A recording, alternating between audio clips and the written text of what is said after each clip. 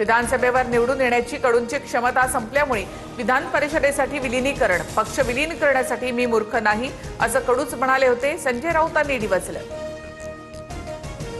मुख्यमंत्री फडणवीसांच्या उपस्थितीमध्ये भाजपच्या 6 उमेदवारांकडून विधान परिषदेसाठी अर्ज दाखल. सुनील कर्जतकर, माधवी नाईक, संजय भेंडे, विवेक कोल्हे आणि प्रमोद जठार यांच्याकडून अर्ज.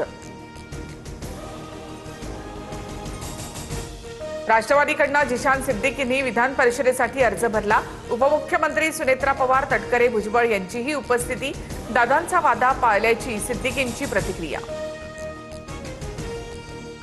टीएमसी 2026 जागांचा आकडा पार करेल. पश्चिम बंगालमध्ये माटी माणूसचं सरकार बनवणार. मुख्यमंत्री ममता बॅनर्जी यांच्याकडून विश्वास व्यक्त.